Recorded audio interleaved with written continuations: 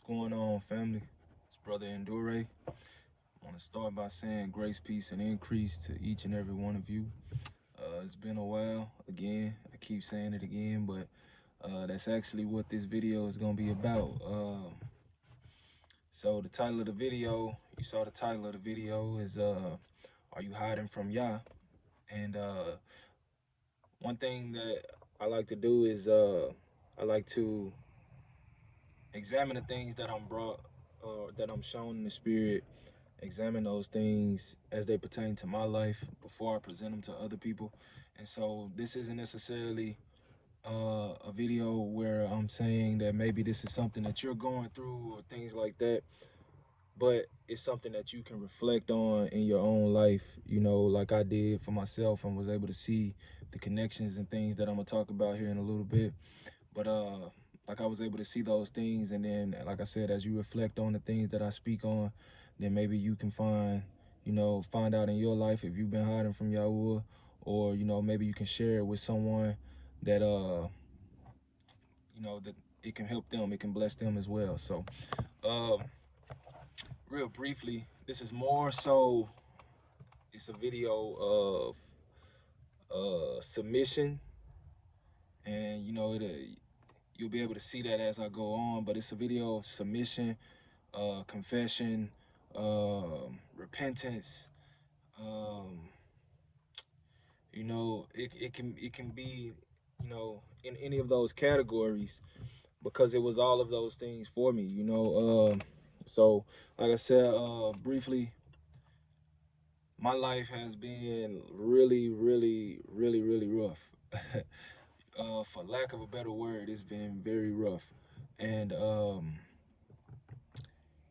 it got to the point where it just didn't seem right. Something didn't seem right, and I kept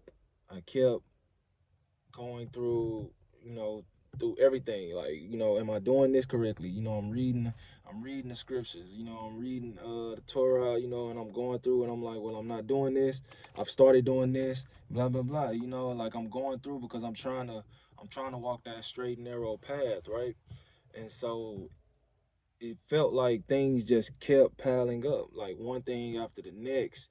If you're talking home life, where something breaks, and I mean, I'm sure people have dealt with this, like something breaks and then you get that fixed, and then something else breaks or something stops, whatever, and it just keeps going and going and going. Or this bill is due now, and this is, and it just keeps compiling one on top of the other. And for the longest time, I just I kept asking Yahuah, like, why is this happening? Like, am I to see it as punishment, or is it a test of faith, or is it, and I'm just trying to make sense of the whole thing, and so it finally got bad enough to where, uh, I just broke down and was just asking, like, if I'm doing something, wrong, like, show me what I'm doing wrong, so I can reconcile that, so I can repent and go forward with what you've called me to do, and the blessings that you have for me and my family and things like that. And it wasn't until, I won't say it wasn't until, like I said, I was hiding. I was hiding, and the thing is, um, I was shown some months back.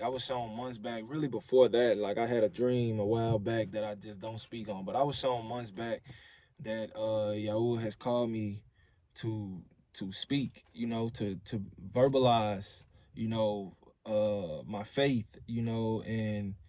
and speak on the things that I come into in the scriptures, that I'm shown in the spirit, and all those things. And that's one of the hardest things for me to actually do. Now, that's the thing about it. That's one of the hardest things for me to actually do. I don't know. I think I've said it on this channel before, but you're talking about a guy that, growing up, I was like almost deathly afraid of public speaking, right? Where I hated public speaking, anything but public speaking, right? And now it's gotten to a point where it's like, but that's the exact thing that Yahuah is calling you to do, is to speak publicly, to profess publicly your faith and the things that he's done in your life. And so that's something that I was shown, and I was going through, a refinement period, where Yahuah had been refining me and showing me uh, that I'm about to lead you into a ministry, and these are things that I need you to stop doing. You know what I'm saying? So, as it pertains to like smoking, those type of things. Is like, so I stopped smoking. I stopped saying certain words and things like that. It's just trying to, and I'm not trying to say that that goes for everybody. To each his own. Like I said, this is something that he was showing me personally. You know what I'm saying? And so, but and what he showed me was that the the message he didn't want the message, or doesn't want the message, to be drowned out by my fleshly desires, the things that I desire in the flesh, whether I feel like something's wrong with it or not, or if I can find a reason to justify it or not. He was showing me that he doesn't want anything to get in the way, because that Satan, he likes to use those type of things to try and detract from what you're saying, or from the things that you're saying, though they may be true. He tries to use those type of things to pull people away from Yahuah, and so Yah was showing me that he didn't want anything to get in the way of what he's calling me to do, and so I came into that, and then some time passed, and I kind of just fell into a, a space of working on my own, working out my own salvation, you know what I mean, like just trying and focusing on getting closer to Yahuah, and I felt like that was the right thing to do, which it is the right thing to do, but I was doing that and not doing the other thing that y'all told me to do, which was to speak, and it's one of those things. It's like, and it's kind of like I look at it like Moses, or there's other people in the Bible that you can speak on, that he called them to do things, and it's like the very thing that you're calling me to do goes right into an intersection, like it goes perpendicular with this thing that I have that plagues me. You know what I mean? So if I'm talking public speaking, and then Moses, public speaking, speech impediment or stuttering, whatever, it was some type of something there that made him feel a type of way about going before Pharaoh and speaking and things like that. It was so those type of things, and it's like he uses those type of things to show how great he is. You know, he takes someone who has a fear of public speaking, me having a background of, I literally took public speaking online. I took it online in college to get the credits, because I could not stand in front of a student body and give speeches. It's just like I couldn't. My heart was in my throat. As soon as I step on the stage, it's like, and I felt like everybody could hear that when I was speaking. And so like I said, I was afraid, like literally afraid. And then even now, knowing, like saying it out loud, is like I'm knowing that that fear is not of Yah. That fear is not of Yah. He didn't put that on me. You know what I mean? It's something that subconsciously I've obtained growing up. And I don't know where it came from. I used to sing in the church and stuff like that when I was a kid, a little kid and things like that. And it's like as I got older, I became more self-conscious, about certain things, and whatever the case may be.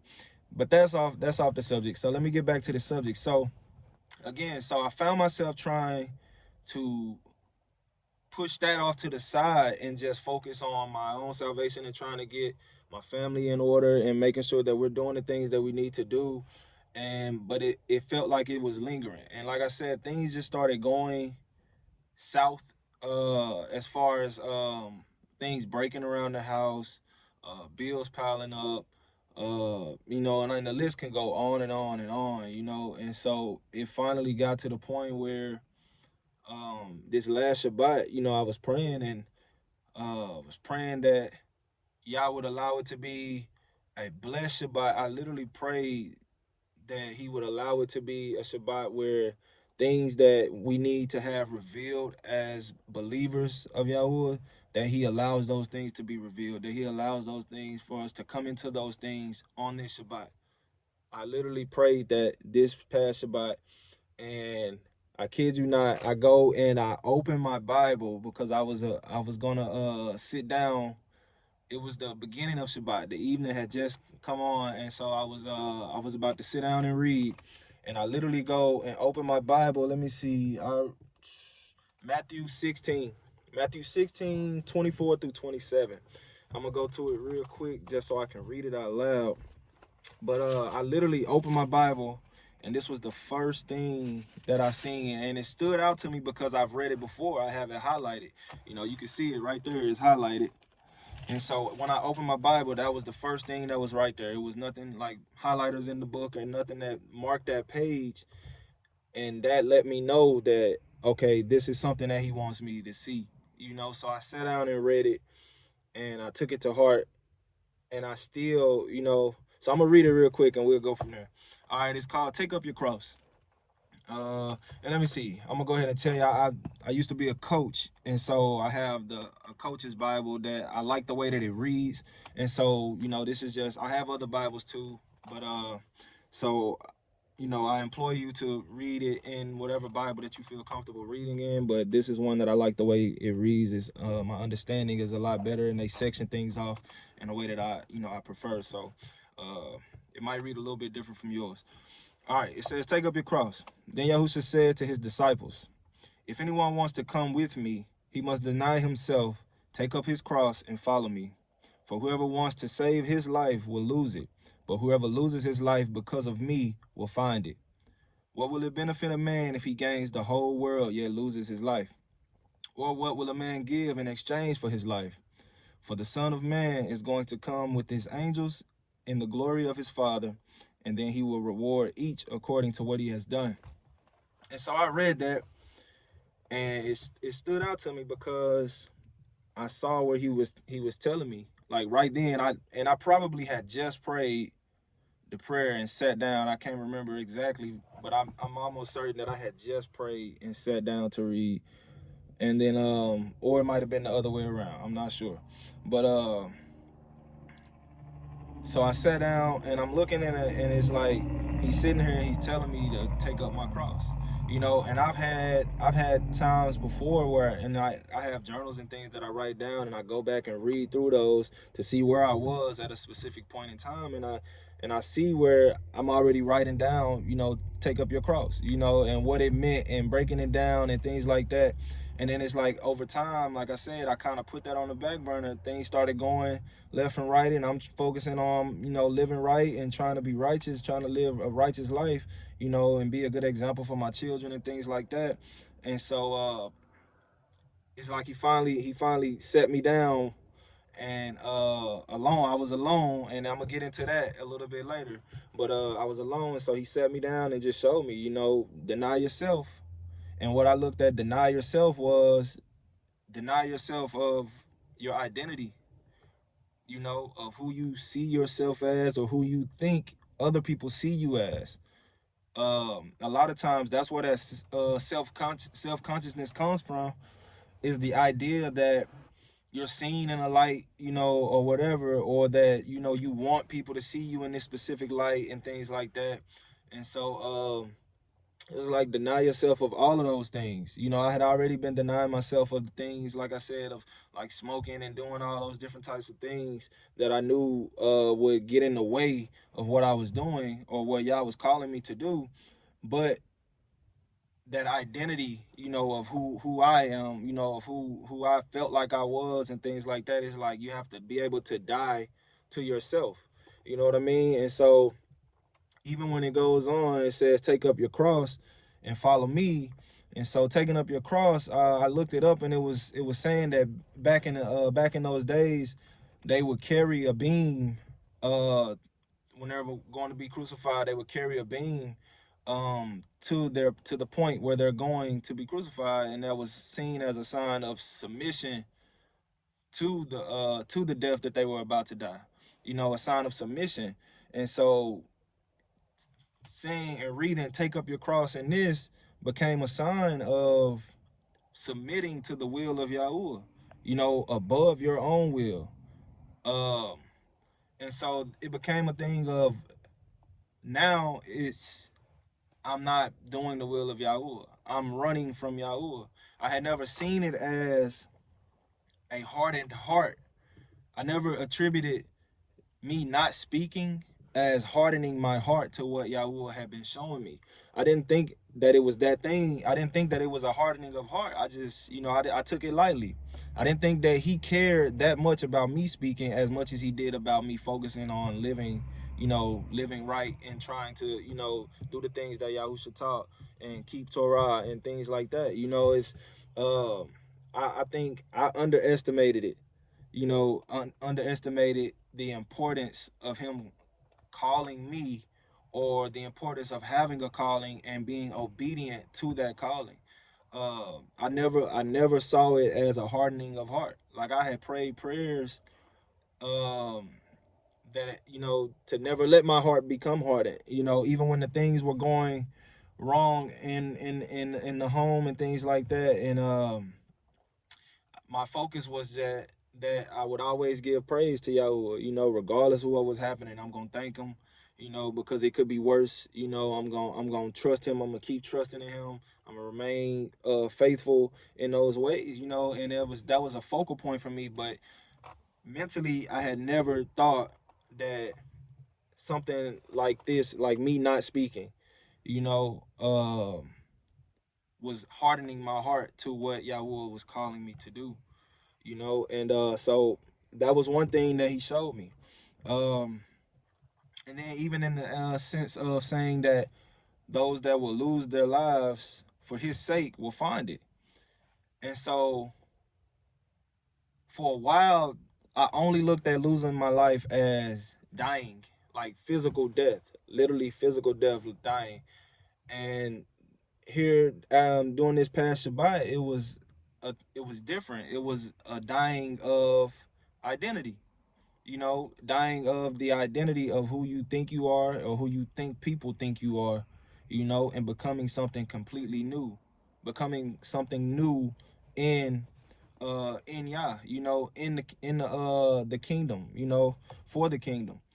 And so it took on a whole new meaning for me, and I was humbled in realizing that even though that I thought I was doing everything that Yah wanted me to do, I thought that I was following everything that he wanted me to follow, he had been waiting for me to do what I'm doing right now, and so, and that's not all, it went on to where the next, so that was the evening, the start of the Shabbat.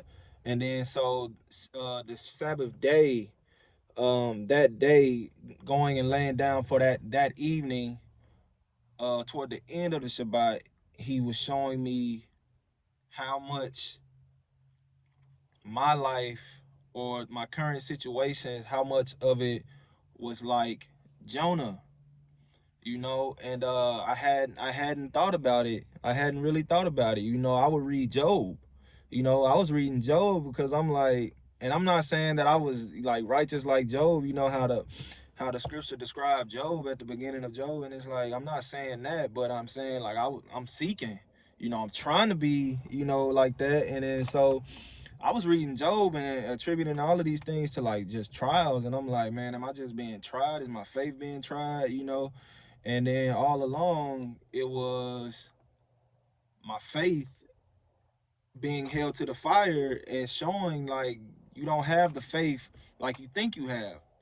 Because if you have the faith like you think you had, then you will be doing what I'm telling you to do, regardless of what it will look like to you or to others, or how well you think you do at it, or how well you speak, or how you look on the camera, or what's your background, or all of these different things that was coming up that was preventing me from doing what y'all was telling me to do.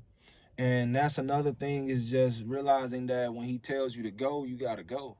When he tells you to speak, you gotta speak. It don't matter what's the situation, it don't matter what the background is, it don't matter how loud or chaotic, or I could have one of my children right here in the back jumping into the camera. It's like, man, if he tell you to speak, it's time to speak. you know. And for the longest, that's what I was waiting on. It's like, man, with my background, you know, it's like, maybe I could do this, maybe I could do that, and set up this nice aesthetic and blah blah blah, you know. And the thing is, that stuff might come with time, but right now, he's not worried about that. He's like, nah, you just do what I'm telling you to do. You know, you speak what I'm telling you to speak. You do what I'm telling you to do, and then the rest of that's gonna work itself out. He already got it planned out. But me trying to make it make sense and do things according to my own will got in the way of me doing the will of the Father. And so again, like I said, I had been attributing it all to Job, but then he showed me on the Shabbat that nah, it's more like Jonah, you know. And so we know the story of Jonah. And I'm actually go through and read some of it because when he showed me that, I went back and read Jonah. I've read it before, but I went back and read it with new eyes. You know what I mean? And I'm like, let me actually break it down and see what aspects of this fit with my life. You know, like let me see how much like Jonah am I right now. You know what I mean? And so that's what I did. So let me jump in here real quick. Let me go ahead and go to it. But all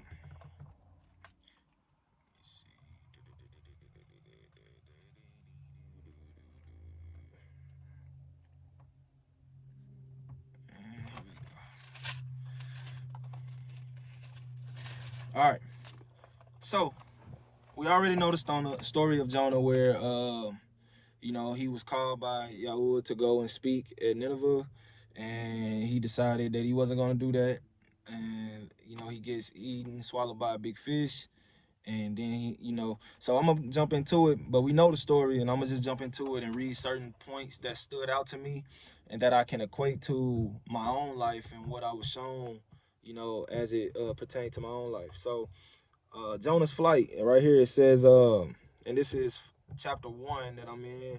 This is verse 2. It says, "Get up, go to the great city of Nineveh and preach against it, because their wickedness has confronted me." However, Jonah got up to flee to Tarshish from Yahuwah's presence. So that right there showed me Jonah's hardness of heart, you know, because it talked about Jonah being afraid because they were like some cruel people and things like that. And he just didn't want to do it. You know, he didn't feel, he was like, man, just choose somebody else. You know, like it's plenty of people you could choose. You know what I mean? Don't pick me. I'm not the man for this job.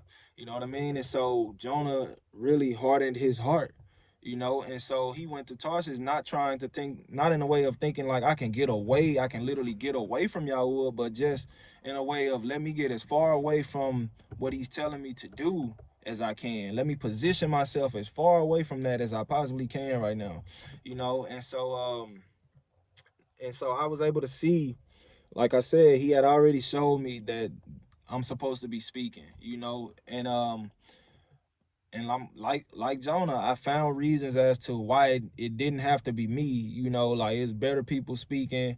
You know, they have bigger channels. You know, they have testimonies that bring every eyes to tears when they hear it. You know, and it was, I had all the reasons. You know, as to why it didn't have to be me. But in reality, like Jonah, I was afraid. You know, like Jonah, I had a fear, not necessarily of speaking, because like I'm on the phone right now. This ain't necessarily public speaking, you know what I mean? But it's more so I was afraid of, what if I say the wrong things, or what if I say something that doesn't make sense, or something that um is, you know, refutable or whatever. You know, I had different thoughts and ideas and different things, reasons as to why, you know what I'm saying, like I wasn't ready. You know what I mean? Like why I'm not the one that's prepared enough to be doing the speaking. You know what I mean? But let's continue. So then down here in verse 4 it says, "Then Yahuwah hurled a violent wind." This is when Jonah went and jumped on the ship with the men that were about to sail out. And he heard a violent wind on the sea, and such a violent storm arose on the sea that the ship threatened to break apart. Um, let's see, down here in 6. So let's go back here to 4. So I saw that storm, him sending that storm to try and show Jonah like I'm calling, I'm waiting for you, you know, to do what you got to do. Like, I'm still waiting for you. And like I said, I equate that to the things that was going wrong in my home. Like, man, it's so many things. Like, I'm sure at some point, man, I'm gonna be able to look back and laugh at it, because it's like, if you saw the things that were going wrong in my home in a movie, you would be like, no way that happens in real life to somebody's home, you know. And it's like, it's just one thing after the next, you know. And it was like I was trying to take on all of these things and trying to bandage everything, because it's like, I was just trying to keep it going, you know what I mean? It's like, I'm like, nah, man, it can't be this, it can't be because I'm not speaking. Like, that's the only thing that I can think of that is like, that would be displeasing. But it's like, it can't be that, you know. I'm telling myself, like, it can't be that, you know what I mean? It's like, that's not major. Like, that's I'm not out here, you know, doing this or doing that, you know, blah blah blah. It's like this, you know. So I was in my mind, it was like, that's not a great fault, you know what I mean? But in reality, come to realize, yes, it is, you know. And so, like I said, so him hurling a storm at Jonah and those that were on the ship, and which is important in itself, and we'll get to that. But him hurling a storm at Jonah to wake Jonah up is like, man, that was me. You know what I mean? In my current situation, you know, like, my current situation is like a storm, like every day, a storm, you know. And it was because of my disobedience. It was because of me choosing my own will over the will of the Father, you know, choosing to preserve my life, you know what I'm saying, instead of losing my life, instead of denying myself, you know what I'm saying, for the will of the Father. All right, let's jump down to 6. It says, the captain approached him and said, so Jonah's down there sleeping at the bottom of the ship. The captain approached him and said, what are you doing sound asleep? Get up, call to your God. Maybe this God will consider us and we won't perish. So at this point, all of those men that were up there, none of them knew Yahuah. None of them knew Yahuah. They were all up there calling on all of these different false gods that they knew. Some that they equated to like water and ocean, things like that they thought could help them. And obviously it wasn't working, right?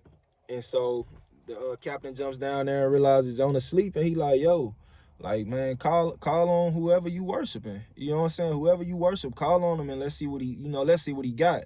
Cause we done tried everything we know up here. You know what I'm saying?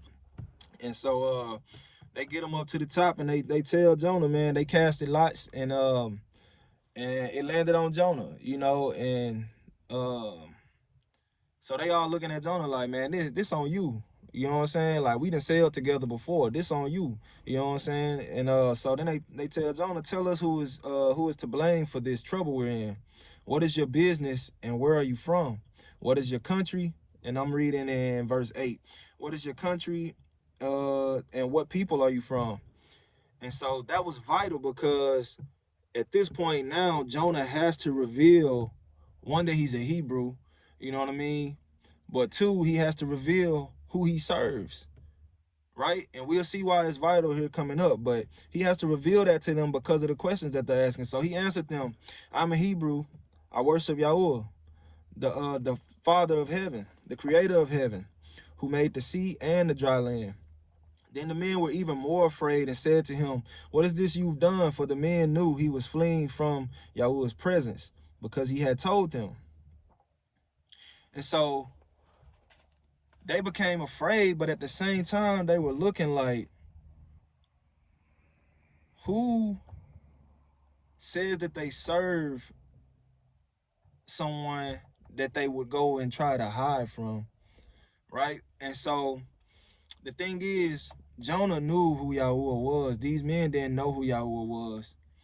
But yet he still felt like he could take off and run away from what Yahuah was telling him to do. And all these men were sitting there like, there's no way that you would ever do something like that, you know. And it's a thing of, even in real life, like, not saying that was fake, but in my life today, it's like, I've seen people who believe in different beings and deities, and they believe in them with a certain conviction that, you know, it's like, to believe in the one true creator and then still feel like you don't have to do what you're shown to do, or still feel like, and I'm saying you, but I'm talking about myself, but still feel like, you know, that it's at your discretion, you know, or at your timing, or, you know, like it's not that big of a deal because I feel like it's not that big of a deal.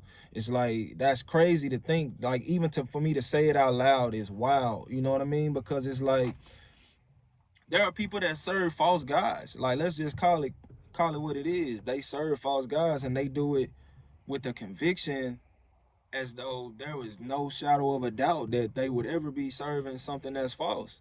And yet here I am, and others alike. You know, there's others like me that don't have that same conviction, yet I profess knowing Yahuah out my mouth. So there's a problem in that. You know what I mean?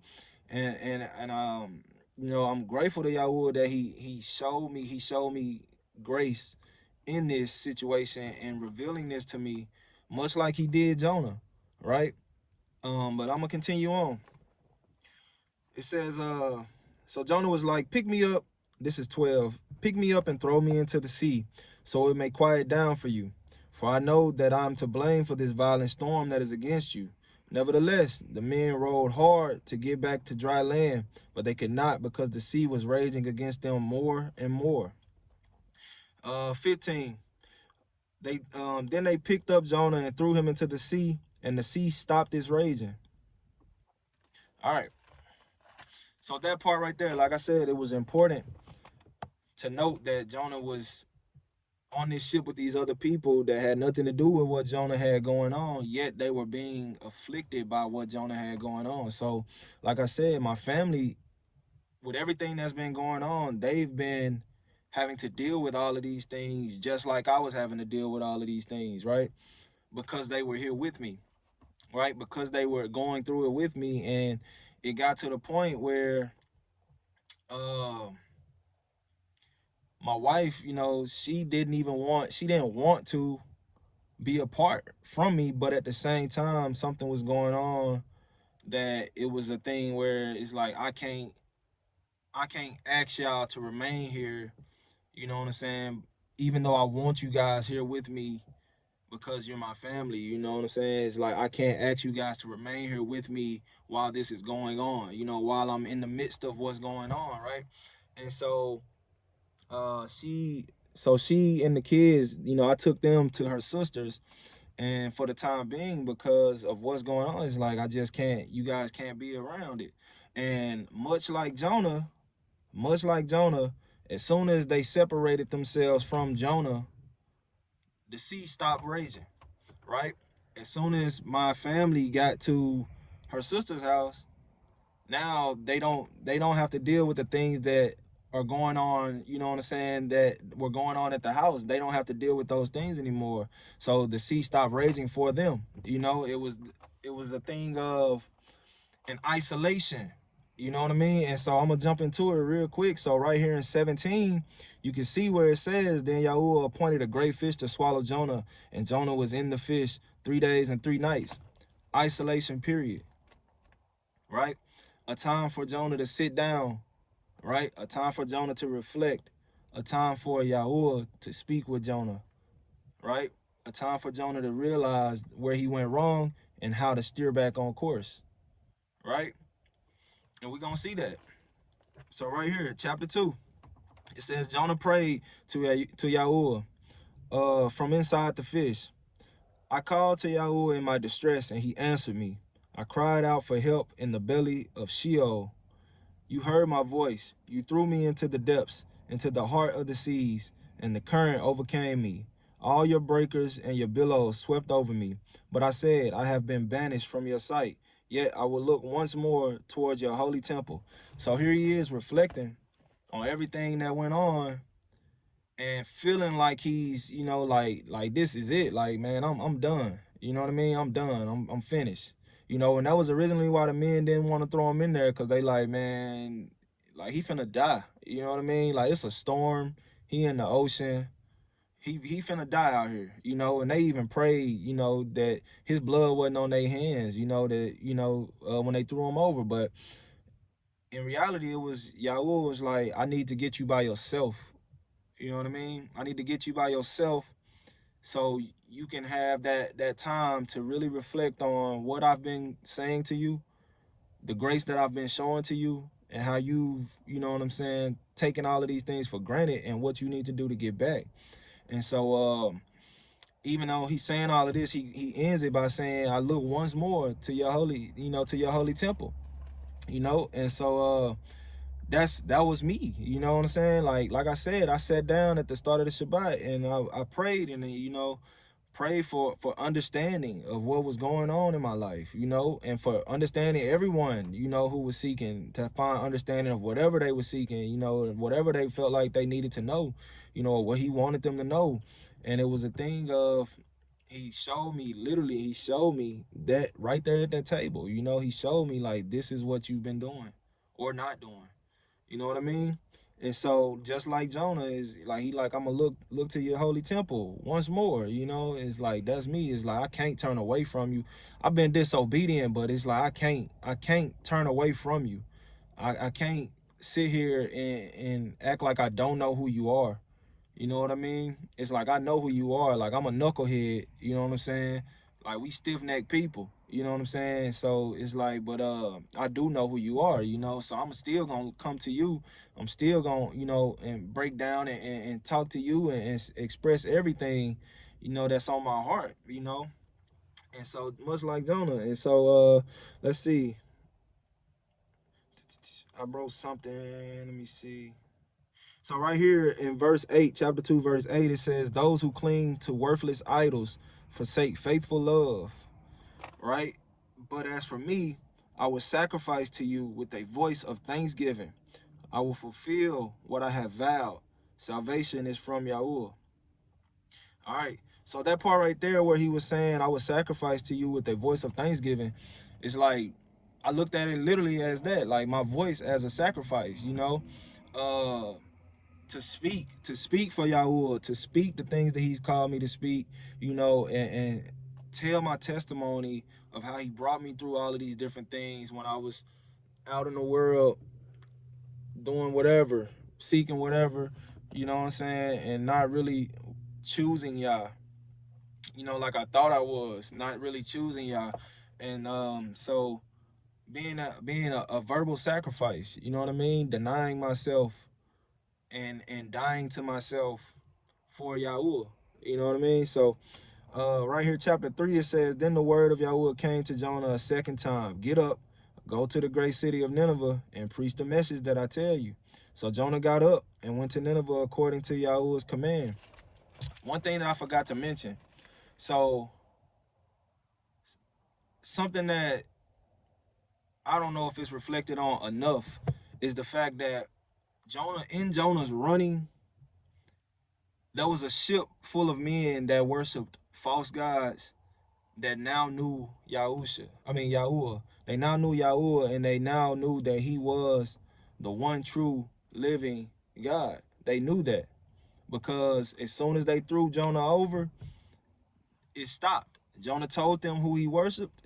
He told them why this was all happening. They threw him over. They all knew right then. They all knew right then and there that Yahuah. Let me see. So they even said right here in 14, it says, so they called out to Yahuah. So this is the men on the ship calling to Yahuah now, right? Because of all of this that's happening with Jonah, they are now being led to Yahuah. Yah is never caught off guard. He's never caught off guard with anything that we do.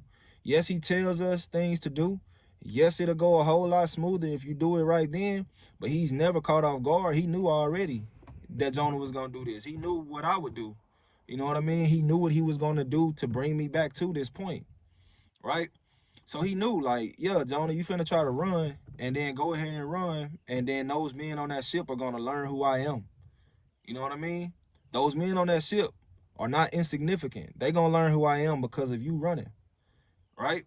you sitting here thinking about Nineveh and how you trying to get away from Nineveh, but in reality, I'm using you to be an example for these guys. And you don't even like. I'm sure he probably acknowledged it at some point. You know what I'm saying? But initially, that ain't what he thought. You know, he wasn't on there trying to witness to those men. He was trying to get away. All right, but they like I said, I'm 14. This is chapter 1:14.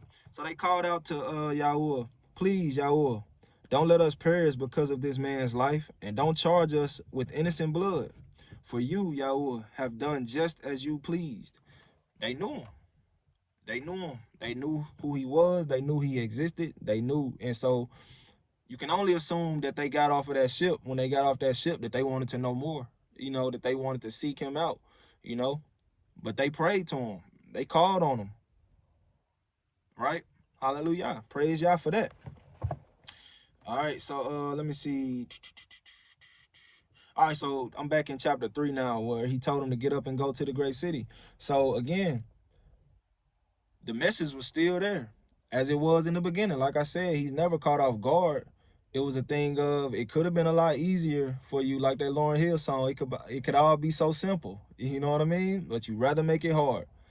You know what I'm saying? And so that's what it was for Jonah. It was like, if you just get up and go, you know, you don't have to be swallowed by a big fish. You know what I mean? You don't have to sit 3 days and nights inside of a fish. You know, you don't have to think that you about to die out there. Same with me. You know, it's like if you just start speaking, you don't have to go through these things that you about to go through or that you have gone through because you were being disobedient. But now that you're back, go speak. Now that you're back, I'm still saying go speak. It didn't change. It didn't change. You know what I'm saying? And so, like I said, so he went and spoke. He walked through and was telling everybody in 40 days that they would be overthrown because of their sins. The king found out. They all took it to heart. You know, they all started dressing in sackcloth and things like that. He wouldn't let the animals eat, the people eat, and all of that stuff, right? And so they took it to heart, right? And so let me see.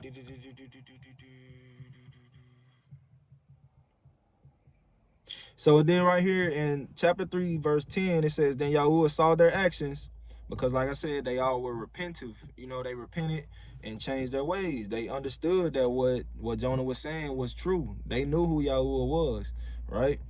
And so it says, then Yahuah saw their actions, that they had turned from their evil ways. So Yahuah relented from the disaster he had threatened to do to them, and he did not do it. Now here go the kicker, man. So now Jonah mad, right? Jonah mad because let me read it first. It say, but Jonah was greatly displeased and became furious. He prayed to Yahuah, please, Yahuah, isn't this what I said while I was still in my own country? That's why I fled toward Tarshish in the first place. I knew that you are a merciful and compassionate Adonai, slow to become angry, rich in faithful love, and one who relents from sending disaster. And now, Yahuah, please take my life from me, for it is better for me to die than to live. Yahuah asks, is it right for you to be angry? Jonah left the city and sat down east of it. He made himself a shelter there and sat in its shade to see what would happen to the city. So right now you can see Jonah's upset because now the things he done went and walked through the city and he yelling and telling people what's about to happen, and now it's not about to happen.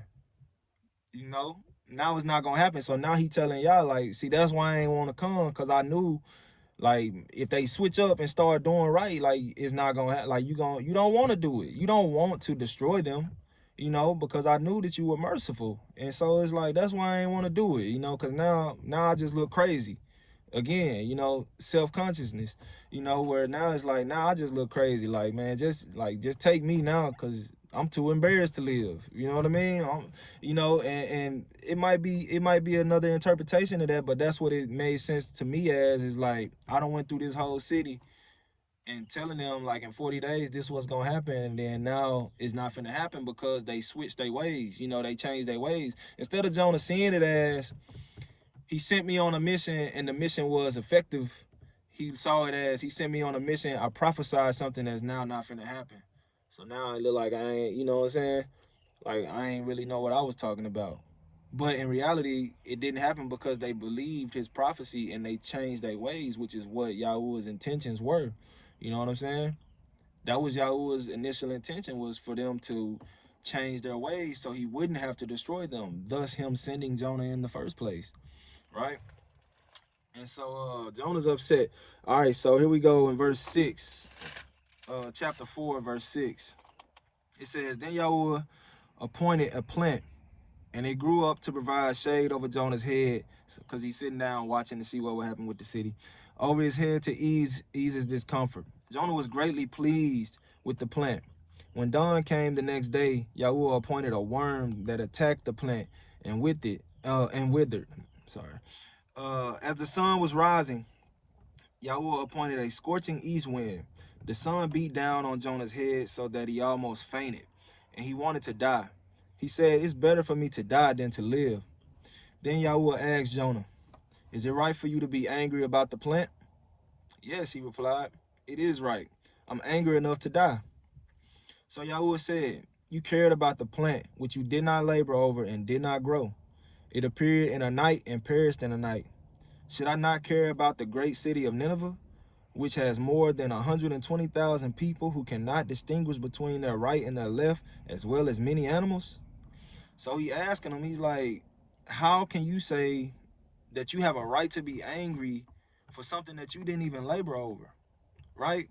Talking about the plant. He's like, how you mad about a plant that you didn't make grow in a day and be destroyed in a day? And in the same sense, how you mad about 120,000 people turning to me, right? You didn't have nothing to do. Like, come on, man. How you mad about that? How can you say that you have a right to be angry about that when you didn't have nothing to do with it per se? I mean, I used you to come and speak to them, but them coming to the point of being 120,000 people and cultivating that and all of that was me. That wasn't on you. You didn't do that. You didn't labor over that. I did. How you mad that I want to preserve something that I labored over? You know what I'm saying? And so that was something in itself that kind of showed again that Jonah had his own intentions, that got in the way of what Yahuah was telling him to do, much like I had did myself. Like I said, like, this is a confession. I've repented to Yahuah. I've repented to my family. And like I said, if this is something that applies to your life, then reflect on that and go and talk to Yah about that, because we're in a time where we're all called to teach. We're all called to speak, at some level, to some degree, to some extent. We have testimonies. We each have a testimony. If nothing else to say, we have our testimony, and that testimony is something that can be related or that's relatable to a lot of people, but nevertheless, even if it reaches one person, that's one person that the kingdom gets, right? And then not only that, who's to say that that one person doesn't go and reach however many thousands of people, right? So even looking at it in like Moses, uh and his mom putting him in that basket in the Sea of Reeds, saving that one life, now saved thousands and thousands or millions now, because how many people came from that one act, right, of obedience. Moses being obedient, and it's like it carries on and on and on. So we don't know what Yah has planned. We don't know what he's operating.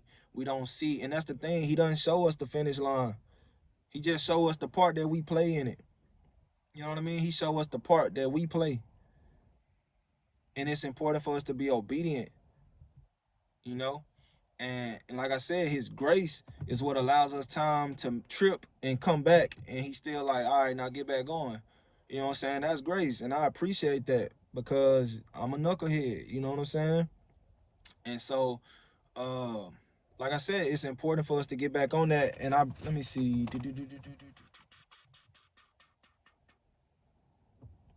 So let me go back. I don't think I read it already, but let me go and read. So we were already given authority and pretty much a charge to teach, right? And so this is in Matthew 28:18. Let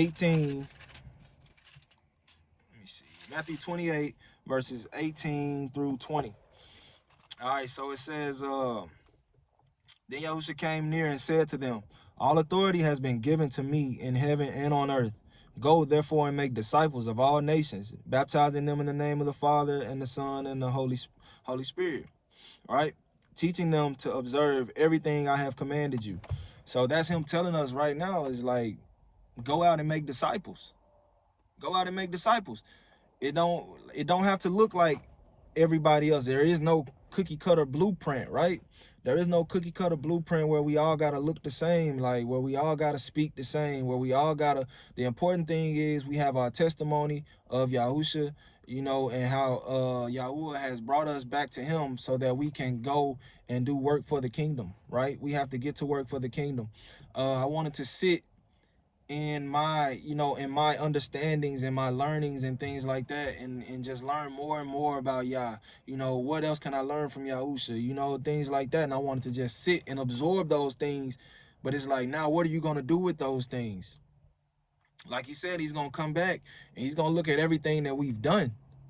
You know what I'm saying? Like, if you ain't getting active out here, then, you know, you can't say, yeah, you can say I'm living pleasing as it pertains to my own life, but to a certain extent, if you've been called to speak or give a testimony or do whatever he's calling us to do, music, whatever, art, whatever it is, and you're not doing that, then okay, then that's one of those situations where, like Jonah, like myself, we're undermining Yahuah, right? We're saying that whatever we've been shown is not as important as what I feel. You know what I mean? And you don't ever want your feelings to outdo or stand over what Yahuah is telling us to do, right? Let me see. I got one more thing, because even in Jonah, doing what he did, where he ran and tried to go to Tarshish and get away from Nineveh as far as he could, and all of that, even in him doing all of those things and being swallowed by the fish, actually became something that Yahusha spoke of also, right? He was able to show the relationship to the people that he was speaking to of Jonah being in the belly of the fish. And if you notice, at one point, Jonah actually said that he had went down to Sheol, right? And so, but he was in the belly of the fish for 3 days and 3 nights, much like Yahusha, right? And so it says the sign of Jonah. This is the sign of Jonah that Yahusha spoke of. Then some of the scribes and Pharisees said to him, Teacher, we want to see a sign from you. But he answered them, an evil and adulterous generation demands a sign, but no sign will be given to it except the sign of the prophet Jonah. So even in Jonah running, like I said, Yahuah is never caught off guard. He's never caught off guard. He was like, this also finna become a sign for people. Like, this will be a sign for people. Like he said, when they asked Yahushua for a sign, he's like, nah, you can get the sign of Jonah. You know what I mean? Because they knew about Jonah. They knew about it. They knew what happened with Jonah. And so the thing is that happened for that moment right there. Like, Jonah went through that, and then it turned into a sign for those later down the line, right? And so that's how Yah works. It's like he's not caught off guard. We might feel like, oh, we done knocked off the time, and then nope, no, you didn't, because he already equated that time in. He already equated the time in, because he knows who you are. He knows how you think. He knows what you will and won't do, right? And so even right now, like in my own situation, it's like he knew that I would be back right now. He knew that I would be making a video right now. You know, he knew all of that back when he showed me to stop smoking. You know, back when he showed me, like, I want you to start speaking. Like, he knew all of this. He knew, like, there's gonna come a time where you're gonna put it back down and think that I don't care, and then I'm gonna have to spank you, you know what I'm saying, and wake you up, you know. But it didn't throw him off. It didn't throw off his timing. It didn't throw off his timing. He's gonna use everything that I went through. You know, that's more of a testimony built up for whoever he decides needs to hear it. And you know that's just the way that he works. You know, so praise Yah for that. But he said, You will be given no sign except the sign of Jonah, the prophet Jonah. For as Jonah was in the belly of the great fish 3 days and 3 nights, so the Son of Man will be in the heart of the earth 3 days and 3 nights. The men of Nineveh will stand up at the judgment with this generation and condemn it, because they repented at Jonah's proclamation. And look, something greater than Jonah is here. The queen of the south will rise up at the judgment with this generation and condemn it, because she came from the ends of the earth to hear the wisdom of Solomon. And look, something greater than Solomon is here. So he showed them, like, this is what's gonna happen. That's gonna be your sign right there. When you see me uh go through the sign of Jonah, when you see that happen, then you know that's your sign of who I am, who I said I am, right? Who these who these apostles saying that I am, right? And so then he even went as far as telling them, like, because when Jonah went through Nineveh, like, they changed, they switched around, they believed it. And I'm greater than Jonah. You know what I'm saying? I'm greater than Jonah. I ain't running. You know what I'm saying? Like, he went through that because as a result of him running. I'm not running. I'm greater than him. You know what I'm saying? I'm something greater than Jonah. I'm something greater than Solomon. Yet the queen, she changed her ways. You know what I'm saying? She adopted the faith. And yet here you go, right here talking to me face to face, and yet you don't want to believe, you know? You want to hold on to yourself. You don't want to deny yourself. You don't want to die to yourself, right? And so that's pretty much what I came into, man. Praise Yah, man. I was shown in the spirit, and like I said, this was something for myself, but I'm telling it to you guys, so that way, if it's something that applies in your life, you're able to go back and reflect on these scriptures and see, where you may have fallen short, or what you need to do to get back right on that straight and narrow. That straight and narrow path is like a top, twisting a top onto a bottle, and all it takes is one wrong tweak of that lid, and now you got a cross thread, right? Or a screw and a nut, screwing a nut onto a screw. Now you got a cross thread.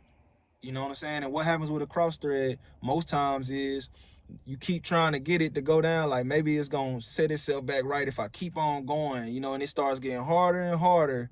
And then eventually it stops. Most times before it actually makes it to the end. Message. Nah.